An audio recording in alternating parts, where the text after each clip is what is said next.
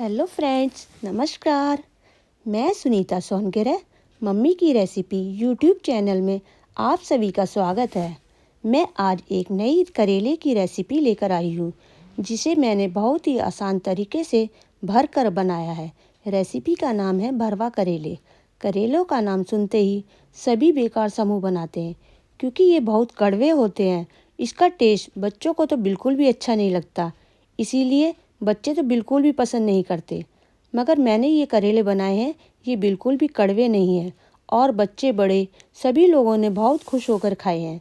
जैसे कि सभी त्योहार आते हैं तो मिठाइयाँ भी घर में खूब आती है। ज़्यादा मीठा खाकर शरीर में और ब्लड में काफ़ी मिठास हो जाती है। इस मिठास को और इसका बैलेंस ठीक करने के लिए करेले ज़रूर खाने चाहिए। चलिए शुरू करते हैं। मैंने यहाँ 300 ग्राम करेले, 3 प्याज और 4 हरी मिर्च लिए हैं। करेले जो काफ़ी बड़े हैं, कोई भी नई रेसिपी बनाए तो हमेशा कम ही बनानी चाहिए। जब ख़त्म हो जाए तो दोबारा फिर बना लें और थोड़ी सी सब्जी बनाते तो वह बहुत टेस्टी बनती है।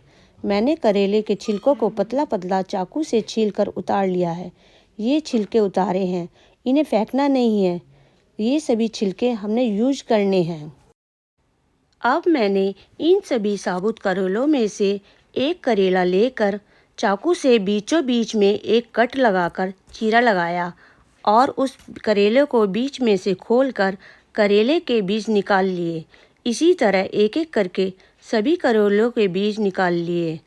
इन बीजों को भी कुछ लोग डाल लेते हैं, मगर मैंने नहीं डाले। इन्हें मैं निकाल दूंगी, क्योंकि खाना खाते हुए ये बीज किसी किसी के दांतों में फंसते हैं, जो अच्छा टेस्ट नहीं देते। अब मैंने 1 चम्मच भर कर नमक लिया और करेलों के छिलके और सभी करेलों पर छिड़क दिया। इस तरह करेलों पर नमक लगाकर रख देने से करेलों की कड़वाहट कम हो जाती है। नमक मेल्ट होकर सारा कड़वापन निकाल देता है। मैंने हाथों से अच्छी तरह सभी करेले और छिलकों पर नमक मसल कर अब मैं इन नमक लगे हुए करेलों को आधे घंटे के लिए खुली हवा में रख दूंगी, ताकि इनका थोड़ा कड़वापन उड़ जाए। अब मैंने तीनों प्याज़ों के छिलके उतारकर प्याज़ों को अच्छी तरह धो लिया और चॉपर पर रखकर बारीक बारीक काट लिया। करेलों में ज़्यादा प्याज डालने से भी करेलों की कड़वापन नहीं रहता, क्योंकि प्याज़ें मिठास लिए होती हैं। इस तरह बारीक कटी हुई प्याज़ों से करेले काफ़ी टेस्टी बनते हैं। इनमें प्याज़ें पीसकर डालने से करेले ज़्यादा अच्छे नहीं बनते, इसीलिए बारीक कटी हुई प्याज़ें ही डालनी चाहिए, जिनको अच्छी तरह से रोस्ट भी किया जा सके। करेलों को नमक लगाए हुए आधा घंटे से ज़्यादा हो गया है। नमक ने भी पानी छोड़ दिया है। यह पानी निचोड़कर फेंक देना है, क्योंकि इस पानी में बहुत नमक है। मैंने एक बर्तन में साफ पानी लेकर करेले और उसके छिलकों को डाल दिया और उन्हें मसलकर अच्छी तरह से 2-3 पानी से साफ तरीके से धो लिया और सभी साबुत करेलों को भी अच्छी तरह से रगड़ कर धो लिया और उन्हें एक कटोरी में खड़ा करके रख दिया, जिससे एक्स्ट्रा पानी हो तो वह करेलों में से निकल जाए। और जो करेले के छिलके थे वह भी अच्छी तरह धो लिए। छोटी छलनी में डालकर उसे भी अच्छी तरह से निचोड़कर एक अलग प्लेट में निकाल दिया। अब मैंने कुछ करी पत्ते लिए और उन्हें भी धो लिया, फिर उन्हें बारीक बारीक काट लिया।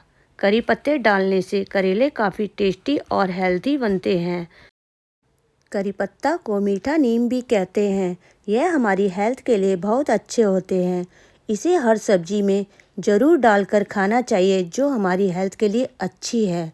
अब मैंने कढ़ाई को गैस पर रखकर हाई फ्लेम पर गैस ऑन कर दी। फिर कढ़ाई में सरसों का ऑयल डाला। ऑयल कुछ ज़्यादा डालना है, क्योंकि करेलों को फ्राई करने के लिए तेल का ज़्यादा होना ज़रूरी है। करेले फ्राई करने के बाद एक्स्ट्रा तेल निकाल लेंगे।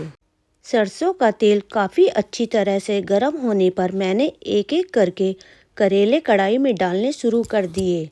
इस तरह करेलों को तेल में डीप फ्राई करने से करेले कभी भी कड़वे नहीं बनते हैं। सरसों के तेल में बने करेले बहुत टेस्टी होते हैं और ये हमारे स्वास्थ्य को भी ठीक रखते हैं। करेले फ्राई करने से पहले सरसों के तेल को अच्छी तरह से पकाना होता है। जब तक तेल का कलर नहीं बदल जाए और तेज़ धुआं नहीं उठ जाए, तब तक करेले तेल में नहीं डालने चाहिए, क्योंकि सरसों का तेल भी कड़वा होता है। तेल को पकने पर इसकी कड़वी झल दूर हो जाती है। इसलिए जब तक तेल में पकने से तेज़ धुआं नहीं उठे, तब तक कोई भी डिश नहीं डालनी चाहिए। नहीं तो उस तेल की सारी कड़वाहट उस सब्जी को और भी कड़वा कर देगी। मैंने पोनी से करेलों को लगातार पलट पलट कर अच्छी तरह से तेल के अंदर रोस्ट कर लिया। ये करेले 50% गल भी गए हैं और इनका कलर चेंज भी हो गया है। कुछ लोग करेलों को उबाल कर बनाते हैं और उसका पानी फेंक देते हैं। यह गलत तरीका है, क्योंकि करेले के उबले पानी में ही सारा बेनिफिट होता है जो फेंकने से निकल जाता है। वे करेले ज़्यादा टेस्टी और हेल्थी नहीं होते। सभी करेले अच्छी तरह से डीप फ्राई हो गए हैं। मैंने पोनी से सभी करेलों को कढ़ाई के किनारे पर दबाकर एक्स्ट्रा तेल निचोड़ दिया है और करेलों को निकाल कर एक अलग प्लेट में रख दिया है। सरसों का तेल कुछ ज़्यादा है।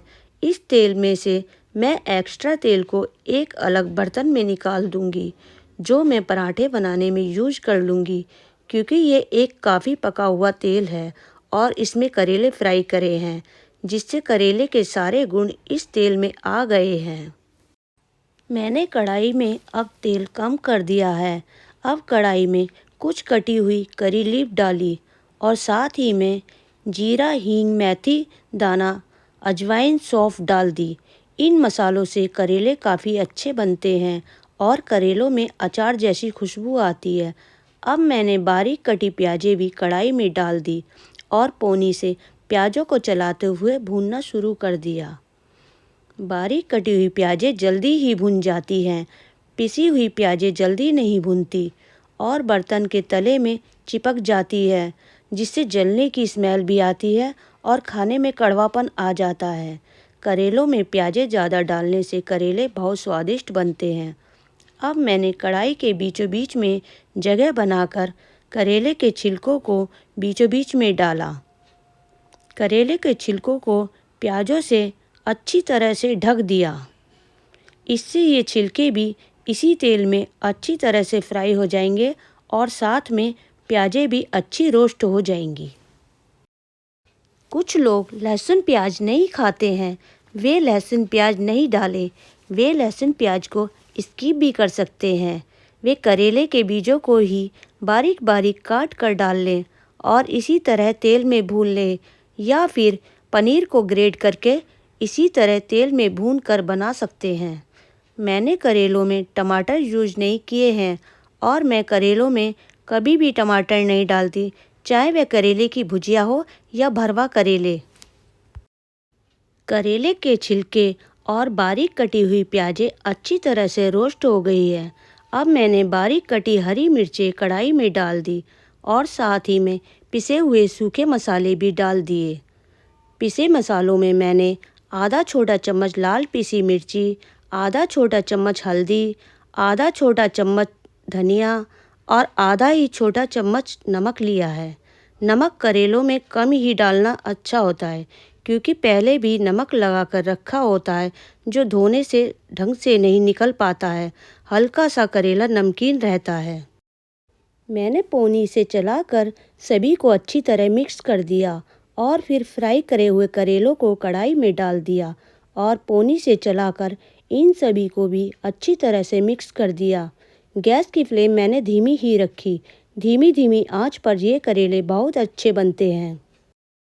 करेले की सब्जी डायबिटीज रोगियों के लिए बहुत अच्छी मानी जाती है।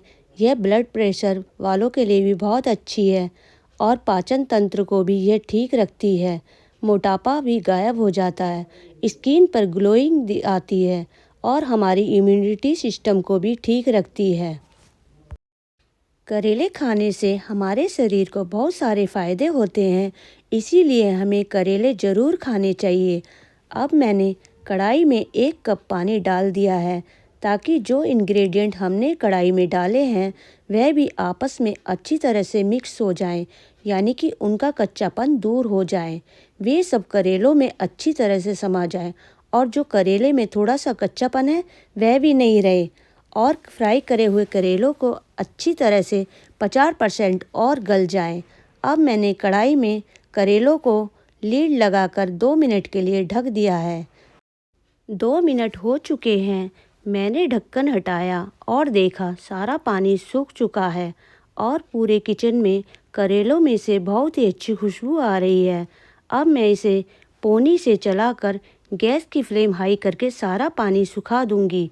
करेले में फाइबर की मात्रा बहुत ज़्यादा होती है। इससे गैस, कब्ज और अपच जैसी भयानक बीमारियां नहीं होती। इसमें एंटीऑक्सीडेंट हेल्थ को ठीक रखते हैं, खून और लीवर को साफ करते हैं। ये कोलेस्ट्रॉल लेवल को भी कम करते हैं और हार्ट से भी बचाव करती है। हार्ट हेल्थ को भी ठीक रखते हैं। करेले खाने से विटामिन सी आँखों, बालों और स्किन को भी कई बीमारियों से बचाती है। मैंने एक नींबू को काटकर आधे नींबू का रस निकाल लिया और उसे करेलों पर चारों तरफ फैलाते हुए कढ़ाई में डाल दिया। गर्मियों में तो मैं आम का सीज़न होता है और मैं एक कच्ची आमी को बारीक बारीक काटकर मसालों में ही भून कर डाल देती हूँ। नींबू ना होने पर अमचूर भी डाल लेती हूँ और मैंने नींबू के रस को भी करेलों में पोनी से मिक्स किया। ये खटास डालकर भी करेलों की कड़वाहट दूर होती है और करेले बहुत ही खट्टे, चटपटे और तीखे बनते हैं। अगर किसी को खटाई नहीं खानी है तो वह इसे नहीं डाले। वैसे भी बिना खटाई के ये करेले बहुत स्वादिष्ट बने हैं। घर में कुछ बुजुर्ग लोगों को खट्टा खाने से कुछ परेशानियां हो जाती हैं। हाथ पैर सूज जाते हैं और जोड़ों में भी बहुत तेज पेन होता है क्योंकि उन्हें खट्टा खाना मना होता है। वे इन करेलों में से उनके लिए अलग निकाल दें और अपने लिए खटाई डाल लें। इस तरह सभी को करेलों के बेनिफिट मिल जाएंगे। कढ़ाई में करेलों में से सारा पानी सूख गया है, यानी कि ख़त्म हो गया और करेले भी गल गए हैं। मैंने करेलों को एक अलग प्लेट में निकाल दिया और कढ़ाई में बचे हुए मसाले को और सुखा दिया ताकि इनमें ज़रा भी पानी ना रहे। अब कढ़ाई में सारा पानी सूख गया है और मैंने प्लेट में रखे हुए करेलों में मसाला डालकर भरना शुरू कर दिया। कुछ लोग इस तरह मसाला भूनकर और धागे से बांधकर भरवा करेले बनाते हैं। सभी का अपना अपना अलग तरीका है। मेरी रेसिपी की तरह से ये करेले बनाने से अचार की तरह काफ़ी दिनों तक खाए जा सकते हैं। फिर भी हमें थोड़े ही बनाने चाहिए ताकि वह जल्दी ही ख़त्म हो जाएं और ख़त्म होने पर दोबारा ताज़ा बना लें, जो 1-2 दिन में ही ख़त्म कर ले जाएं। ज़्यादा दिन रखी हुई सब्जियां भी नहीं खानी चाहिए, उससे भी बहुत सारी बीमारियां होती हैं। करेले बनकर तैयार हो चुके हैं। इन्हें पूरी, पराठे, रोटी और फुल्कों के साथ खाने में बहुत अच्छे लगते हैं। मेरी इस रेसिपी से एक बार आप ज़रूर ये करेले बनाएं। ये बहुत टेस्टी और मज़ेदार बनेंगे। आप सभी को मेरी ये पोस्ट कैसी लगी मुझे ज़रूर बताएं। अगर आप मेरे चैनल पर पहली बार आए हो तो मेरे चैनल को कृपया करके सब्सक्राइब करें और मेरी पोस्ट को एक लाइक करें। मिलते हैं फिर ऐसी ही नेक्स्ट वीडियो में। Bye bye.